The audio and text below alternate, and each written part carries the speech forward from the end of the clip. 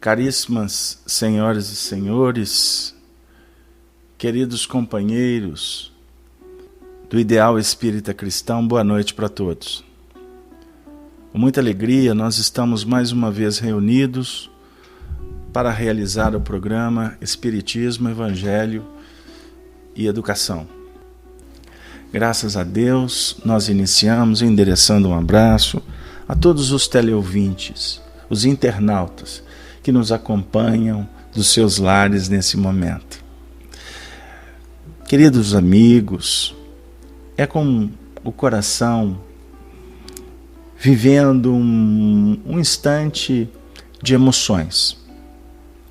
Porque hoje, depois de vários programas, que eu confesso, não posso nem precisar quantos foram, nós estivemos aqui nas quintas-feiras refletindo em torno da obra Paulo e Estevão, que foi psicografado na década de 40 pelo nosso querido Francisco Cândido Xavier, ditado pelo benfeitor Emmanuel, que tem prodigalizado para todos nós espíritas um manancial de bênçãos, um polígrafo admirável, soube como poucos nos ensinar como interpretar o Evangelho de Jesus à luz da doutrina espírita, através de uma vasta e expressiva obra composta de mais de 400 livros. Emmanuel continua no meio da família espírita com uma falange enorme de ceareiros nos envolver e nos inspirar para a vivência dos ensinos de Jesus. Foi ele, foi Chico Xavier, foi toda essa equipe coordenada pelo próprio Paulo de Tarso, Estevão, e aqueles cristãos que compõem esta rede de bênçãos, de fraternidade, de luz, que em nome de Jesus tem auxiliado tanto a humanidade. Durante muitas semanas nós aqui estivemos e podemos tirar muitos ensinamentos, obviamente dentro das nossas limitações, da nossa capacidade de assimilação.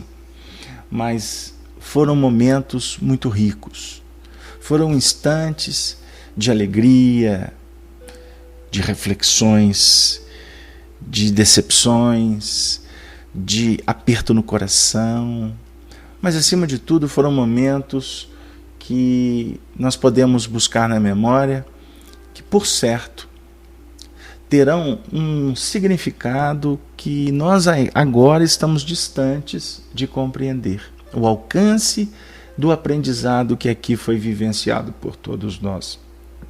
Por isso, despretensiosamente, nós nos colocamos nessa condição de trazer alguns pontos da obra, que estão gravadas em vídeos, em áudios, disponíveis para que você, internauta, possa se interessar, trazer de volta ouvindo, para quem sabe tirar mais ainda algum contributo. Mas o que é mais importante, que você possa voltar à obra, que nós possamos estudar a obra e não ler como apenas um romance. O estudo dirigido que nós propomos, como trabalhadores espíritas singelos, de uma condição muito acanhada, mas o móvel principal do nosso trabalho é estimular para que você possa estudar esse livro, reunir com os amigos, promover seminários, debates na sua casa espírita, na sua casa, porque, no dizer dos entendidos em doutrina espírita, o livro Paulo e Estevão é uma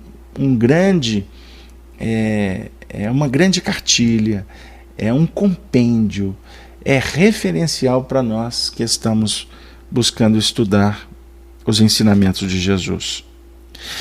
E na última semana, nós refletimos aqui sobre o diálogo que foi promovido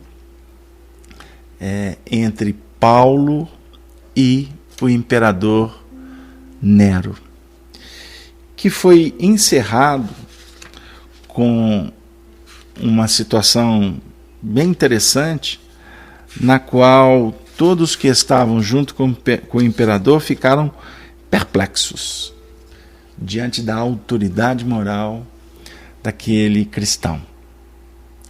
E no final, nós vimos que Nero, diante daqueles que o acompanhavam, resolveu libertar o apóstolo Paulo. Numa jogada estratégica, apenas para se apresentar como misericordioso, diante das súplicas dele, que falou de uma forma muito direta com o imperador. Mas era tudo fachada. Foi uma atitude dissimuladora, porque ele define com o seu representante das armas, Tigelino, que pudesse colocar junto de Paulo olhos vivos para o acompanhar, porque depois eles dariam um jeito naquele atrevido ancião. Paulo, de sua parte, ficou muito feliz diante da resolução e chegou até a acreditar que Nero tinha dado ouvido à mensagem que ele foi um instrumento tão fiel e laborioso. Nós vamos então encontrar nesse último capítulo, nos últimos movimentos do livro, Paulo sendo libertado. E quando livre, ele foi encontrar um painel ainda mais sombrio, procurando os amigos, notícias desoladoras. A maioria dos colaboradores mais íntimos e prestimosos haviam desaparecido, presos ou mortos. Alguns debandaram, temerosos do extremo sacrifício. Por fim, sempre teve a satisfação de reencontrar Lucas. O piedoso médico informou dos acontecimentos dolorosos e trágicos, que se repetiam diariamente. Ele não sabia que tinha um guarda que o seguia. E Emmanuel vai discorrendo sobre aqueles instantes pós a libertação. Ele se instalou num lar pobre, com a obrigação de comparecer à prisão marmetina de 3 em 3 dias, até que se aclarasse a situação de modo definitivo. Não obstante o consolo de que se sentia possuído, o venerável amigo do gentilismo experimentava singulares presságios. Surpreendia-se a refletir no coroamento da carreira apostólica, como se nada mais lhe restasse senão morrer por Jesus. Combatia tais pensamentos, no propósito de continuar propugnando pela difusão dos ensinamentos evangélicos. Não mais pôde encaminhar-se à pregação nas catacumbas, dada a prostração física, mas valia-se da colaboração afetuosa e dedicada de Lucas para as epístolas que julgava necessárias. Nestas, inclui-se a derradeira carta que escreveu a Timóteo, aproveitando 2 amigos que partiam para a Ásia. Paulo escreve esse último documento ao discípulo muito amado, tomando-se de singulares emoções que lhe enchem os olhos de lágrimas abundantes. Continua Emmanuel. Sua alma generosa desejava confiar ao filho de Eunice as últimas disposições, mas luta consigo mesmo, de modo a não se dar por vencido. O ex-rabino, ao traçar conceitos afetuosos, sente-se qual discípulo chamado às esferas mais altas, sem poder furtar-se à condição de homem que não desejava capitular na luta, ao mesmo tempo que confia a Timóteo a convicção de haver terminado a carreira. Pede-lhe que envie a ampla capa de couro deixada em Troade, em casa de Carpo, visto necessitar de agasalho para o corpo abatido. Enquanto lhe envia as últimas impressões cheias de prudência e carinho, roga os seus bons ofícios para que João Marcos venha à sede do império, a fim de auxiliá-lo no serviço apostólico. Quando a mão trêmula e rugosa escreve melancolicamente: só Lucas está comigo. E Emmanuel, historicamente, nos aponta que esta frase está na segunda epístola de Timóteo, no capítulo 4, no versículo 11. Só Lucas está comigo. O convertido de Damasco interrompe-se para chorar sobre os pergaminhos. Ele estava só, as mãos trêmulas, alquebrado, cansado. Presságios o visitavam que estava chegando o seu fim. E ele interrompe então para chorar sobre os pergaminhos. Neste instante, amigo espírita, você que está em casa agora, imagine a cena.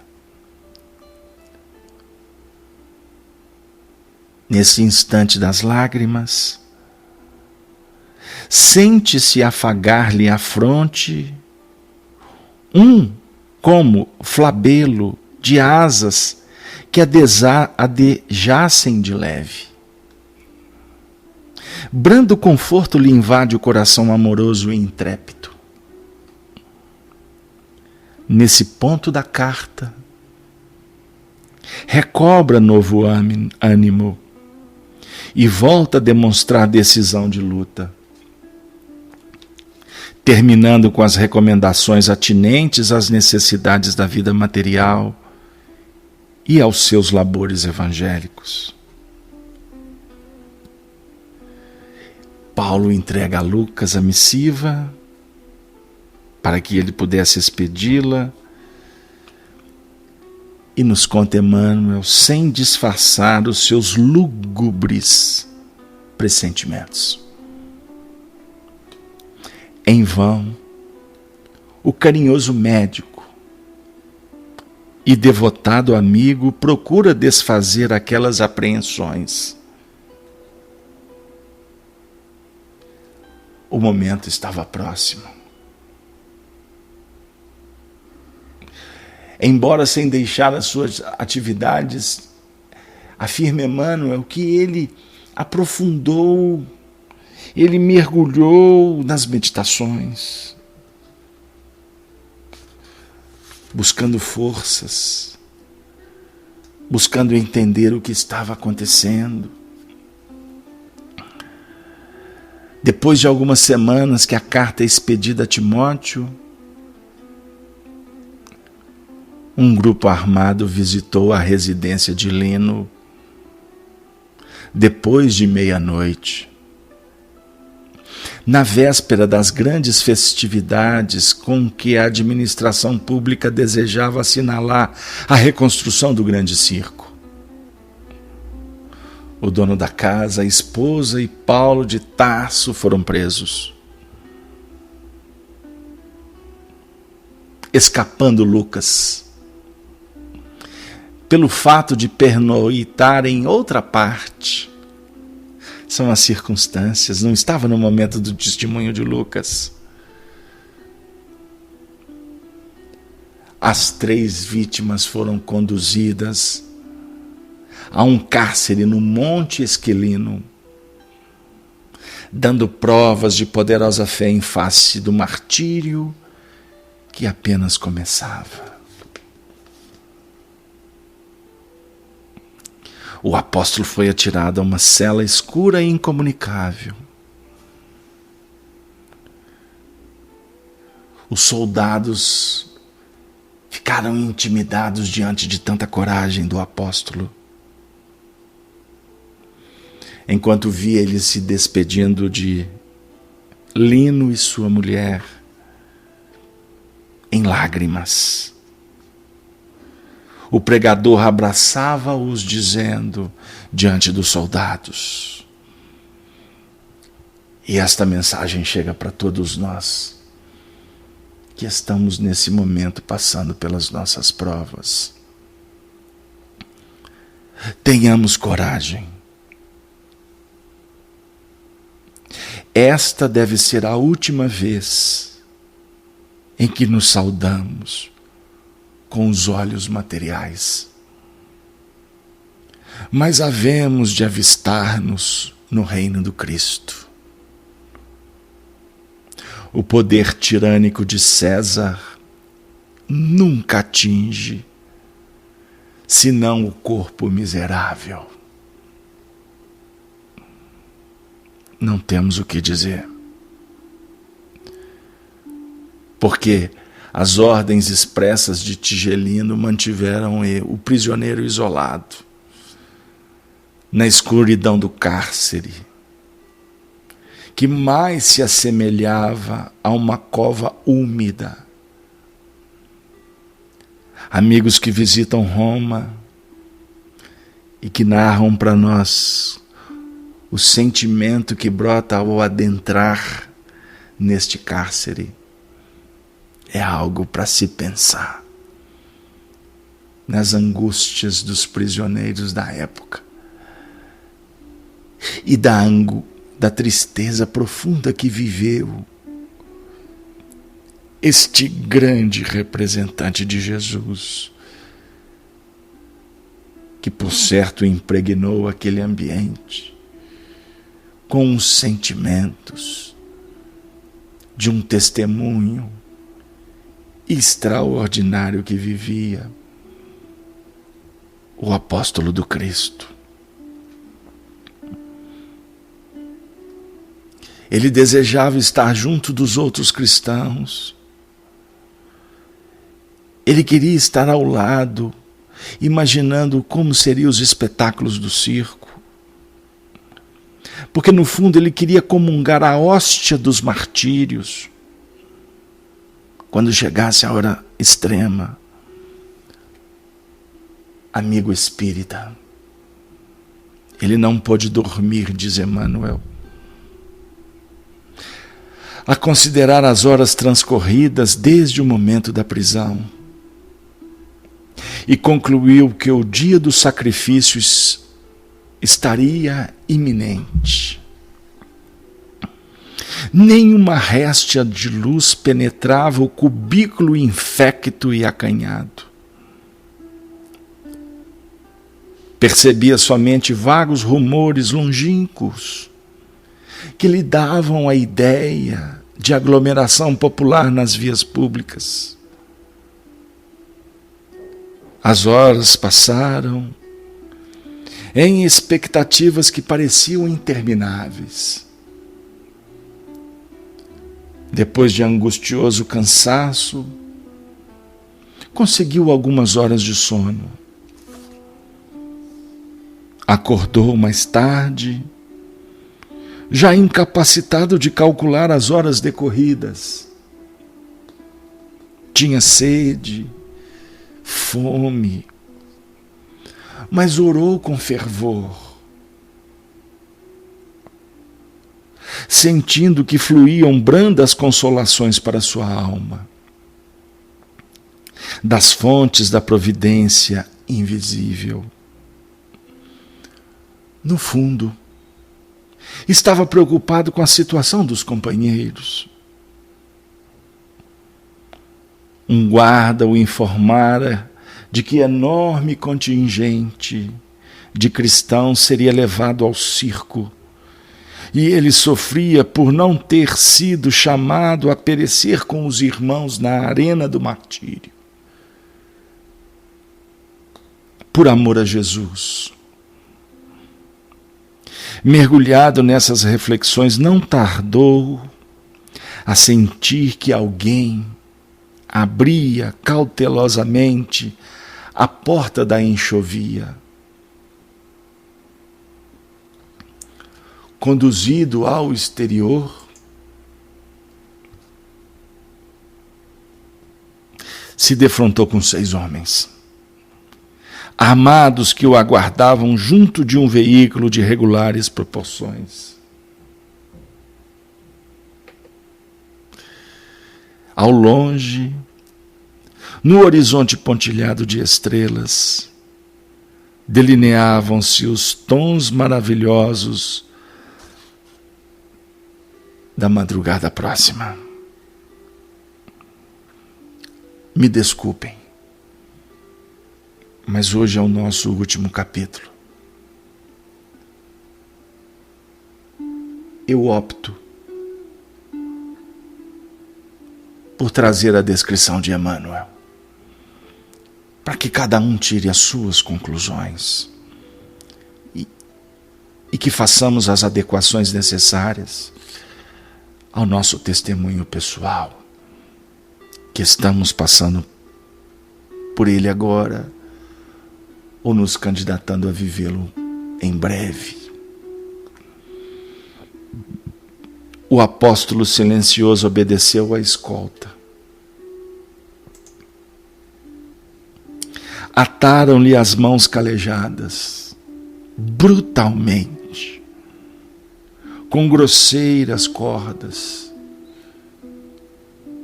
Um vigilante noturno, visivelmente embriagado, aproximou-se e escarrou-lhe na face. Escarrou-lhe na face. O ex-rabino recordou os sofrimentos de Jesus e recebeu o insulto sem revelar o mínimo gesto de amor próprio ofendido. Como, amigo espírita cristão, que nós temos respondido aos insultos? Paulo recordou de Jesus, que silencioso, sem merecer, respeitou e abençoou os próprios algozes. Mais uma ordem tomou lugar no veículo. Junto dos 6 homens armados que o observavam, admirados de tanta serenidade e coragem. Os cavalos trotaram lépidos, como se quisessem atenuar a friagem úmida da manhã, e foram em direção aos cemitérios, que se enfileiravam ao longo da Via Ápia. As sombras noturnas se desfaziam quase completamente, auspiciando um dia de sol radioso. Era uma manhã de um sol radioso. O militar mandou que parasse o carro, fazendo que descesse o prisioneiro. Disse-lhe hesitante: prestemos atenção.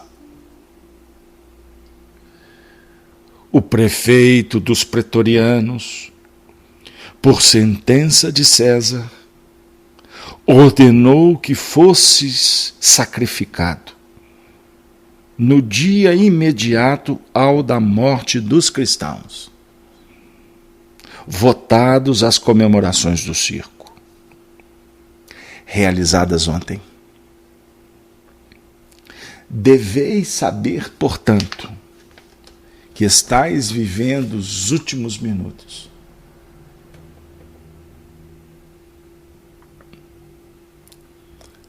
Calmo, olhos brilhantes, e mãos amarradas, Paulo de Tarso, mudo até então, exclamou, surpreendendo os verdugos com a sua majestosa serenidade. Isso é para a gente não esquecer. A você, Celso, de Ponta Grossa, Daniel, de Belo Horizonte, Daniel, de Curitiba, Eduardo, o Fábio, de Santa Maria, Gilda, Ivani Maria de Caldas, a Míria, de Porto Alegre, Marilac, de Barbacena, Marlene, de Campina, o Nelson, a Nildinha, a Núzio, o Rafael, Ricardo, Rita, Silvia, Valdir, todos vocês que estão nos acompanhando ao vivo. Paulo falou assim para a guarda: ciente da tarefa criminosa que vos incumbe desempenhar, os discípulos de Jesus não temem os algozes que só lhes podem aniquilar o corpo.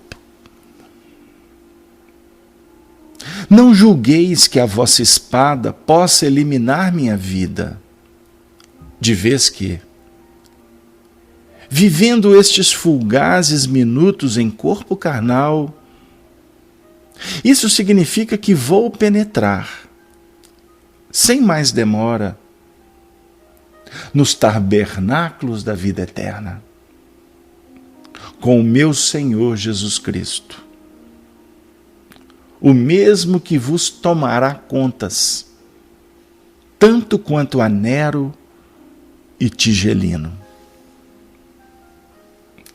A patrulha sinistra ficou estarrecida. Que energia moral é essa?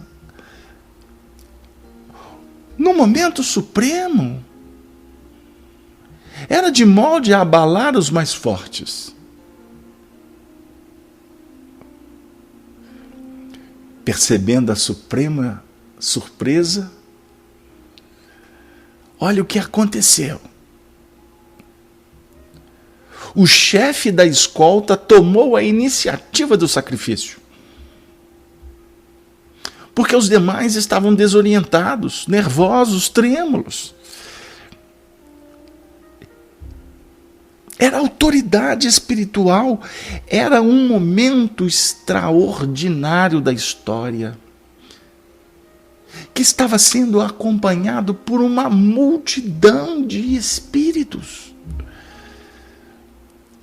E os guardas, sensibilizados, perceberam a ambiência, embora isso não pudesse ser uma notícia clara, pela própria condição espiritual deles. Embora Emmanuel não tenha escrito, nós podemos, sem medo de errar, subentender o que estava naquele ambiente. Porque a gente sente a história aqui agora pulsando. O inflexível preposto de Tigelindo, porém, ordenou ao prisioneiro que desse 20 passos à frente. Paulo de Tarso caminhou serenamente. Embora no íntimo se recomendasse a Jesus, compreendendo a necessidade de amparo espiritual para o testemunho supremo. Pedi e obtereis, meu filho. Não vos deixarei órfãos, prometeu Jesus. E o doutor de Tarsus, consciente, procurou o cajado da bondade de Jesus para encontrar firmeza no momento sacrificial. Ao chegar ao local indicado, o sequaz de Tigelino desembainhou a espada romana, aquela que foi empunhada por número enorme de soldados que deram a vida para edificar um império que um dia caiu, como todos aqueles do mundo serão fadados a caírem junto com os escombros da vaidade humana.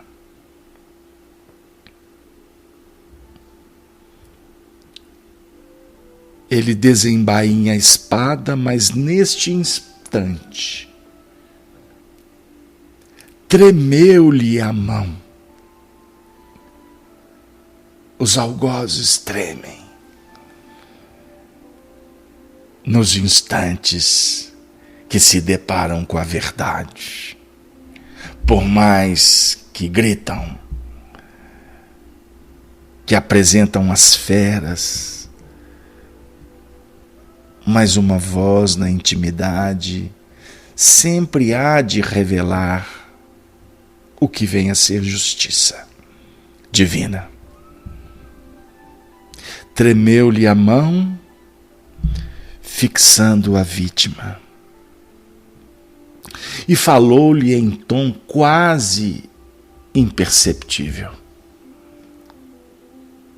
lastimo ter sido designado para este feito, e intimamente não posso deixar de lamentar-vos. Paulo de Tarso, erguendo a fronte, quanto lhe era possível, respondeu sem hesitar: ouçamo-lo, para que amanhã a gente possa lembrar deste pronunciamento finalístico, mas extraordinariamente libertador. Não sou digno de lástima. Tendes antes compaixão de vós mesmos, porquanto morro cumprindo deveres sagrados, em função de vida eterna, enquanto que vós ainda não podeis fugir às obrigações grosseiras de uma vida transitória. Chorai por vós, sim, porque eu partirei buscando o Senhor da paz e da verdade, que dá vida ao mundo, ao passo que vós, terminada a vossa tarefa de sangue, tereis de voltar à hedionda convivência dos mandantes de crimes tenebrosos da vossa época. O algoz, como nós, continuamos a fitá-lo com assombro. Você está vendo esta cena? Eu sei. Porque a espiritualidade está plasmando-a numa tela cinematográfica de muitas dimensões. Nós estamos dentro desse contexto, magnetizados por uma história maravilhosa, assombrados. O algoz continua tremendo, empunhou a espada, concitou resoluto. Paulo concitou: não tremais, cumpri vosso dever até até o fim. Meu Deus.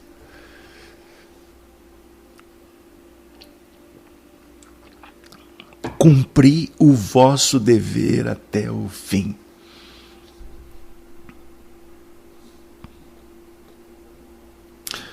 Um golpe violento fendeu-lhe a garganta, seccionando quase inteiramente a velha cabeça, que se nevara aos sofrimentos do mundo. Decapitado. Paulo caiu redondamente, sem articular uma palavra. O corpo alquebrado embolou-se no solo, como um despojo horrendo e inútil. O sangue jorrava em golfões. Nas últimas contrações da agonia rápida, enquanto a expedição regressava penosamente, muda, dentro da luz matinal e triunfante. Amigo, imagine essa cena na mente espiritual destes algozes.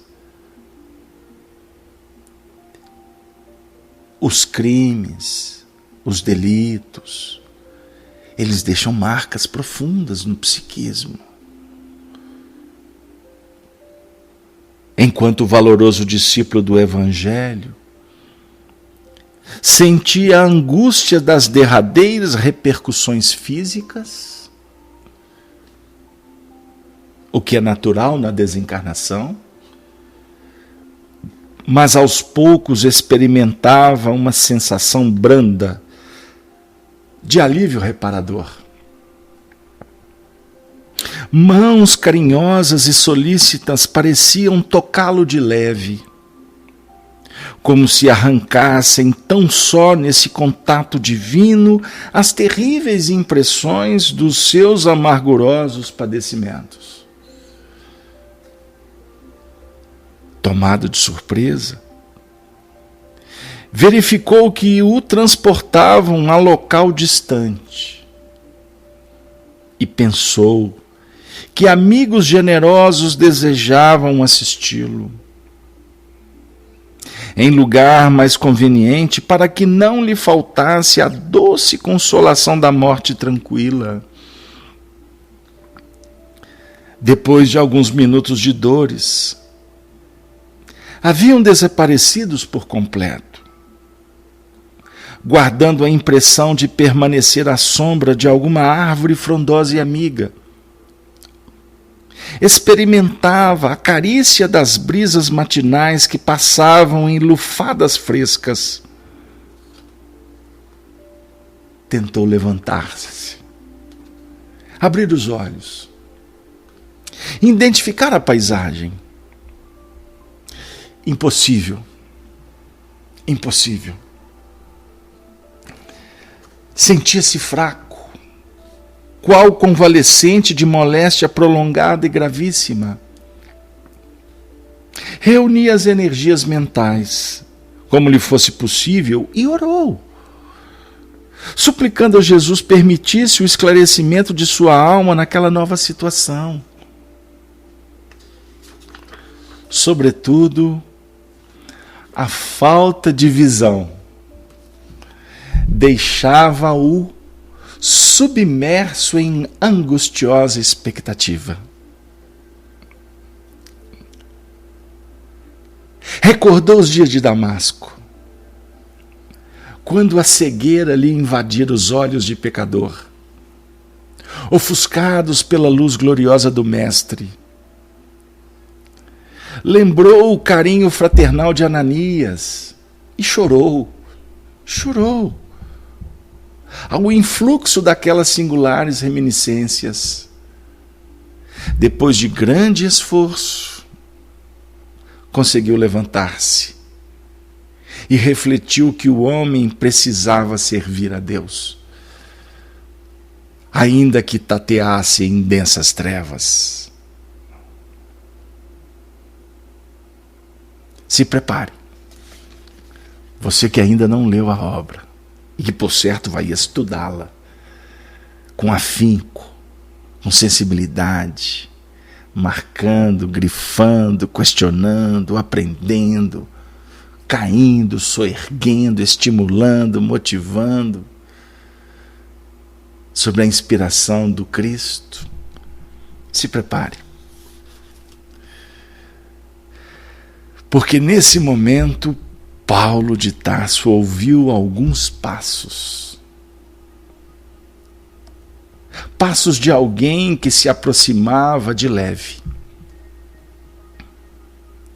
Ocorreu-lhe subitamente o dia inesquecível em que fora visitado pelo emissário do Cristo.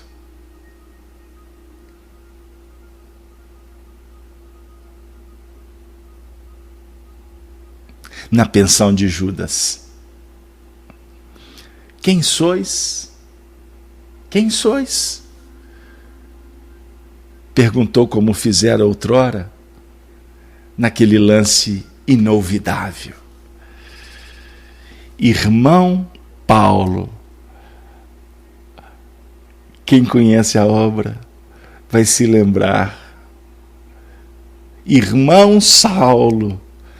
Agora é irmão Paulo.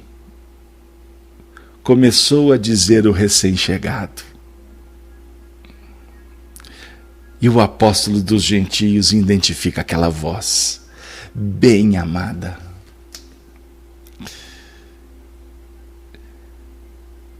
Bradando com júbilo inexprimível.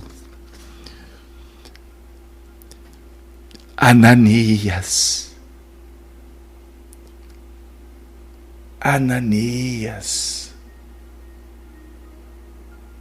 Ananias voltava como outrora. Ananias que ele perseguia como lobo em busca do cordeiro. Ananias que converteu Abigail. Ananias que recebe a missão de Jesus de ir a Damasco para cuidar do algoz, na rua da direita, na pensão de Judas. Aquela cena retorna, e o benfeitor Ananias, a demonstrar a misericórdia que jamais estanca, cessa, para. Ananias, Ananias. E Paulo, o irmão Paulo, cai de joelhos em pranto convulsivo. Sim, sou eu, disse a veneranda entidade, pousando a mão luminosa na sua fronte. Um dia Jesus mandou que te restituísse a visão, para que pudesses conhecer o caminho áspero dos seus discípulos. E hoje, Paulo, concedeu-me a dita de abrir-te os olhos para a contemplação da vida eterna. Levanta-te, já vencestes os últimos inimigos, alcançastes a coroa da vida, atingistes novos planos da redenção. Meu Deus,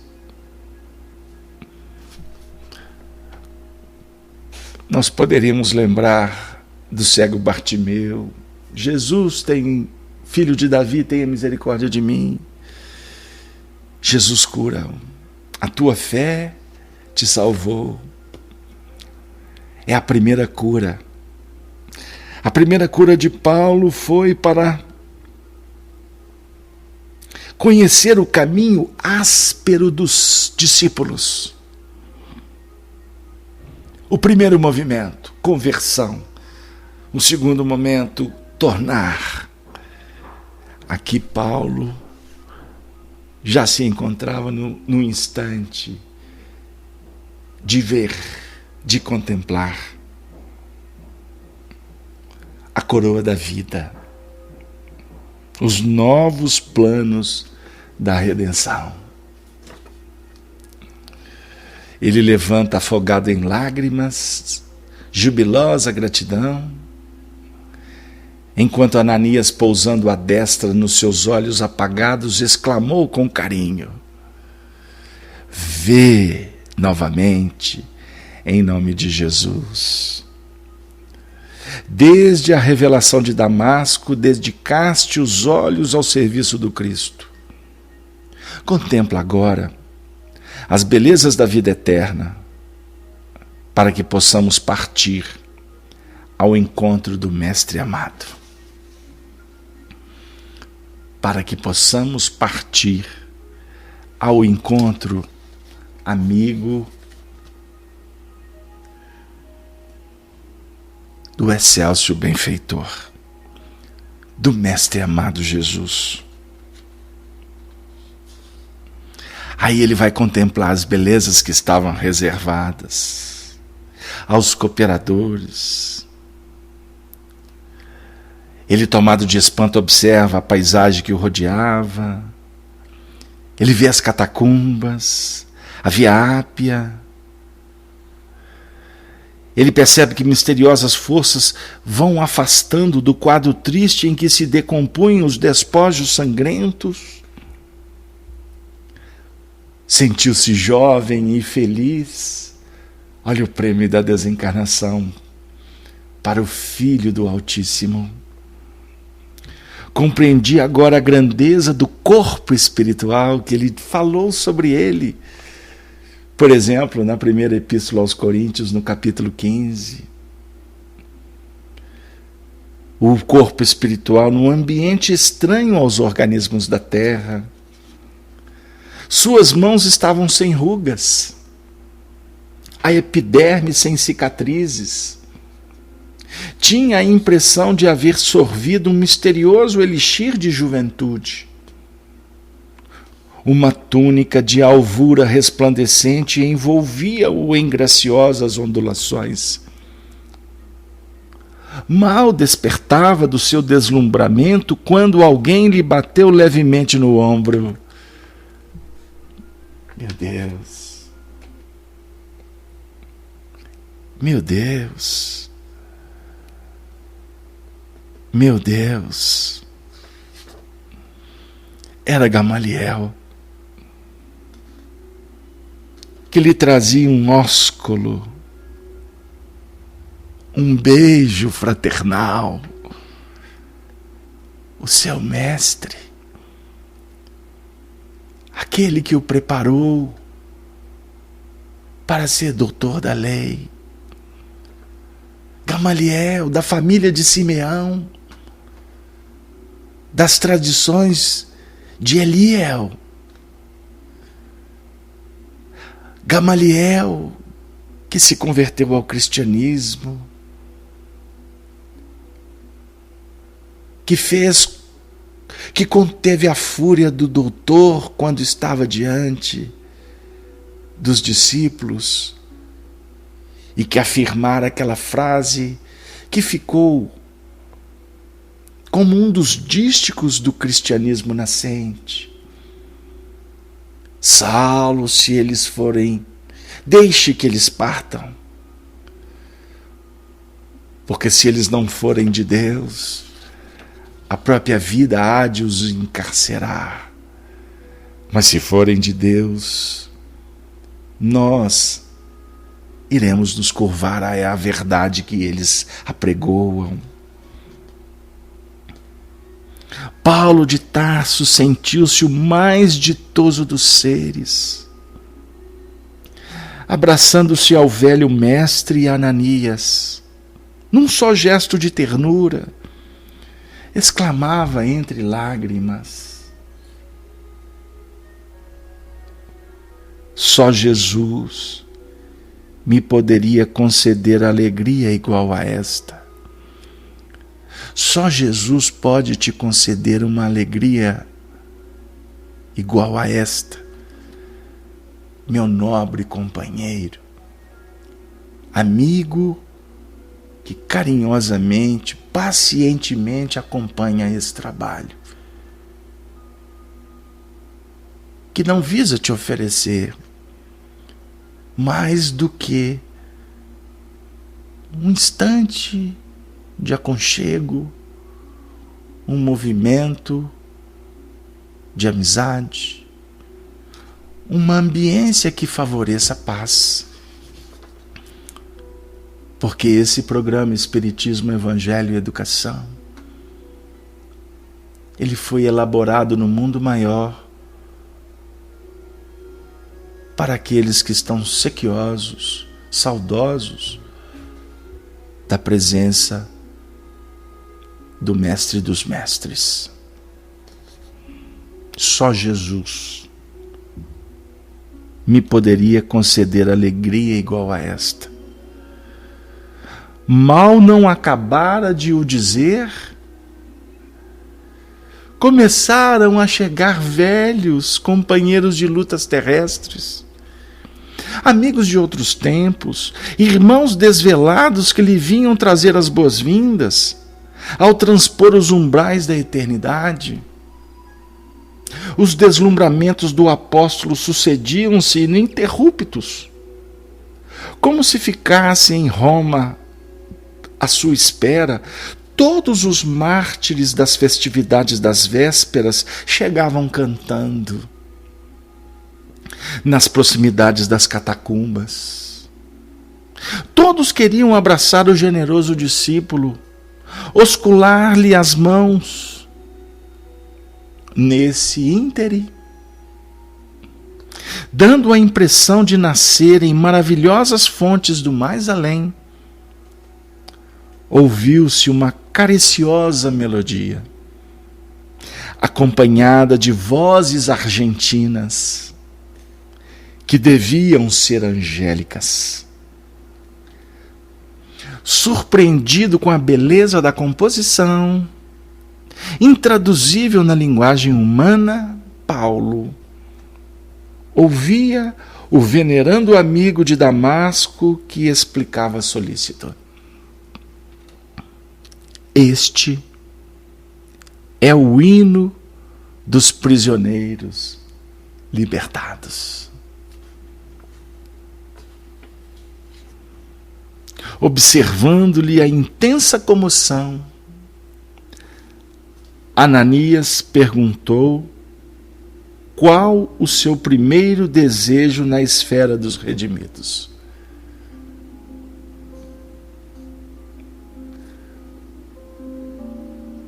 Paulo de Tarso, intimamente,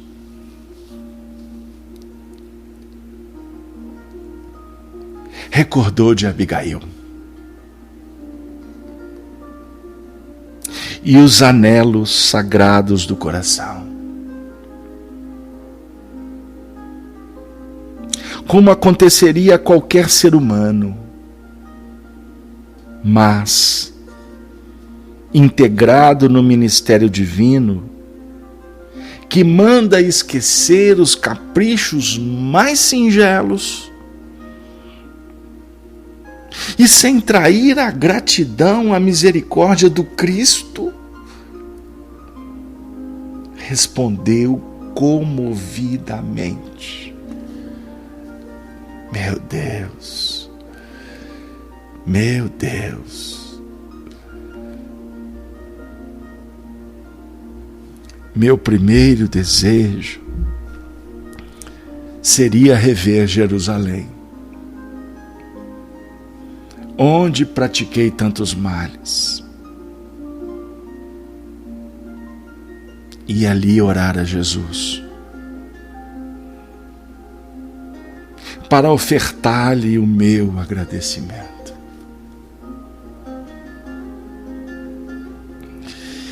Tão depressa o disse,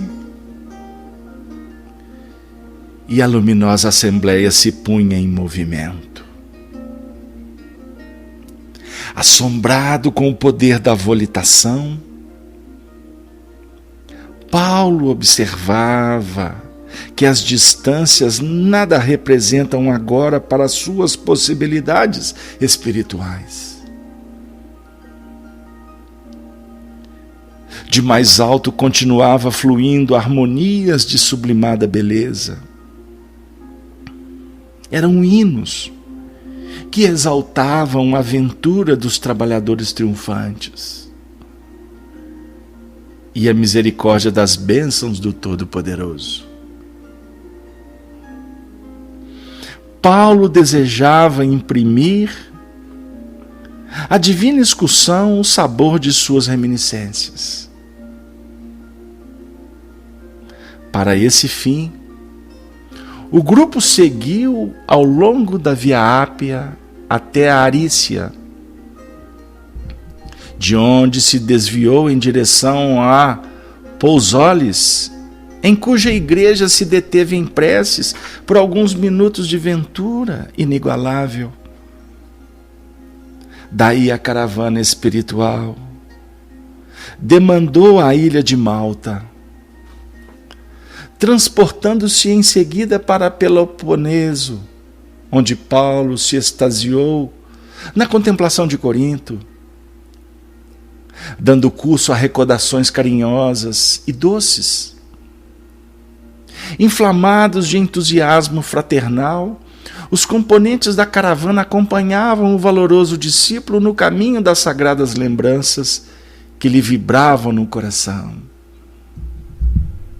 Atenas, Tessalônica, Filipos, Neápolis, Troade e Éfeso foram pontos nos quais o apóstolo estacionara demoradamente, orando com lágrimas de gratidão ao Altíssimo. Atravessada as zonas da Panfilha e da Cilícia, entraram na Palestina tomados de júbilo e sagrado respeito. Em todos os caminhos incorporavam-se emissários e trabalhadores do Cristo.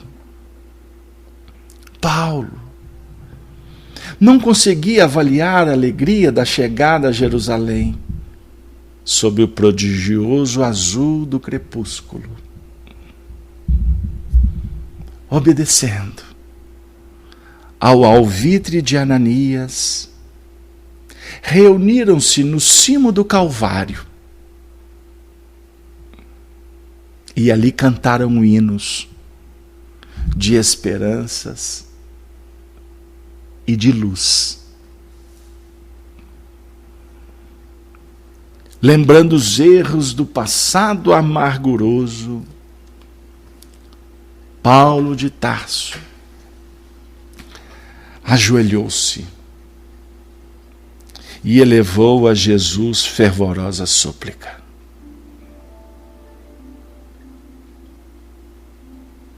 Os companheiros remidos recolheram-se em êxtase, enquanto ele, transfigurado, em pranto, procurava exprimir a mensagem de gratidão ao Divino Mestre. Desenhou-se então, na tela do infinito, um quadro de beleza singular. Como se houvesse rasgado a imensurável umbela azul, surgiu na amplidão do espaço uma senda luminosa.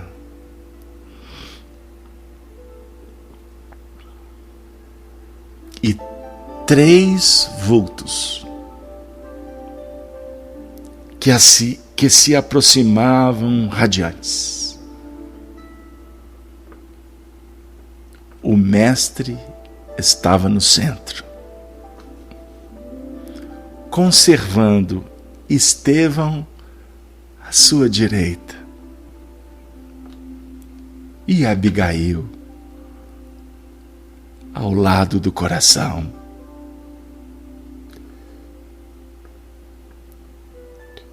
deslumbrado, arrebatado, o apóstolo apenas pôde estender os braços, porque a voz lhe fugia no auge da comoção. Lágrimas abundantes perolavam-lhe o rosto, também transfigurado. Abigail e Estevão adiantaram-se. Ela tomou-lhe delicadamente as mãos num assomo de ternura, enquanto Estevão abraçava com efusão.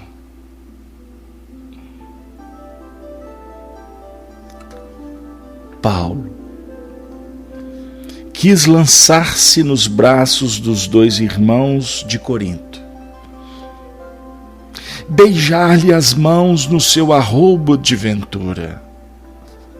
Mas, qual a criança dócil que tudo devesse ao mestre, dedicado e bom?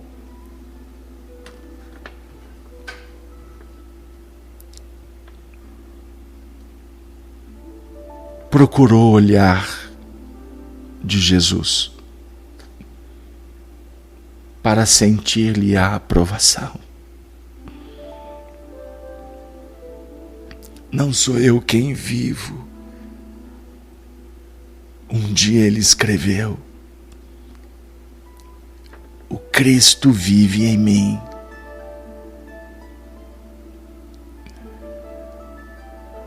Tudo posso naquele que me fortalece. O amor do Cristo me constrange. Ele procurava o olhar terno, bondoso de Jesus para obter aprovação. O mestre sorriu indulgente e carinhoso e falou: sim, Paulo, sê feliz. Vem agora a meus braços, pois é da vontade de meu Pai que os verdugos e os mártires se reúnam para sempre no meu reino.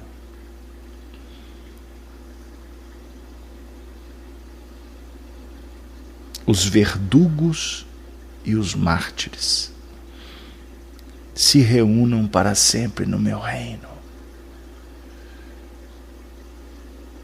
E assim, unidos, ditosos, os fiéis trabalhadores do Evangelho da Redenção seguiram as pegadas do Cristo em demanda às esferas da verdade e da luz. Conclui Emmanuel. Enquanto isso, lá embaixo, Jerusalém contemplava, embevecida, o dilúculo vespertino, esperando o luar que não tardaria com os primeiros clarões.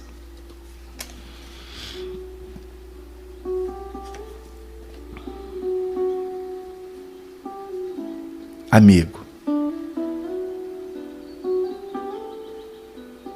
nós viemos nesta noite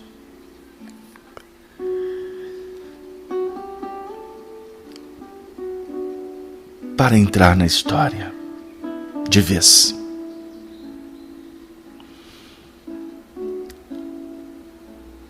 Para mergulhar na intimidade do coração e para verificar o caminho que nos compete seguir. Chegou a hora, um instante extremamente favorável. Jesus clama, convida: vinde a mim, todos vós, que eu vos farei pescadores de homens, de almas. Ofertarei a oportunidade para o amor, para que nós nos tornemos filhos de Deus. Por isso, seremos felizes quando seguirmos confiantes nesta senda que se abre pródiga para a nossa libertação. Não se turbe o vosso coração, disse Jesus. Credes em Deus, credes também em mim. Na casa do Pai há muitas moradas. Se não fosse assim, eu vou-lhe teria dito. Eu sou o caminho e a verdade e a vida eterna. Ninguém vem ao Pai senão por mim. Porque esse caminho, ao ser percorrido, vai efetivamente expressar, apresentar frutos que irão nos alimentar para a vida eterna. A água que vai abundar do nosso peito, que é a água que promove as mudanças, a renovação. Estaremos todos juntos banqueteando com o Senhor na divina ceia da integração, da igualdade, da fraternidade. Um dia, todos estaremos nesse patamar de bênçãos. Por isso, não desista, siga em frente. A vitória é de quem persevera até o fim. Não desanime, porque o Senhor estará contigo. Mesmo diante da borrasca, dos martírios que irão nos visitar, façamos como os cristãos. Vamos entoar os hinos da esperança, da fé, da confiança na providência divina que jamais nos deixa entregue à própria sorte. O momento é extremamente favorável. Que possamos dar as mãos uns com os outros, cristãos, independente da sua religião. Nós temos que ser irmãos, nós temos que ser amigos, para que quando um fraquejar, o outro fortalecer, adocicar, poetizar, estimular, encantar, para que a gente continue nessa apoteose extraordinária do viver. E como disse o poeta, não tendo a vergonha de ser feliz. E cantar, e cantar, e cantar com Jesus a beleza de ser um eterno aprendiz. Meus queridos amigos, da nossa parte, nós só temos que agradecer a tantos programas que pudemos realizar juntos, aprendendo com estes que são os legítimos representantes de Jesus. Almas, almas. O solitário das estradas, desventurado pensador, há no caminho almas penadas, que vão clamando desoladas, a dor e o pranto e a dor. Vós que o silêncio amais no mundo, em orações ao pé do altar, sob as arcadas silenciosas, almas feridas desditosas, oram convosco a soluçar. Ao descansardes meditando, à sombra de árvores em flor, sabei que as vozes sois seguidos pelas angústias dos gemidos de almas chagadas no amargor. Clareie a luz do sol nascente, negreje a treva na amplidão. Gemem na terra muitos seres, pelos amargos padeceres, depois da morte na aflição. Dai-lhes dos vossos pensamentos consolação que adoce a dor. Dai um conforto à desventura, a prece cheia de ternura, algo de afeto, algo de amor.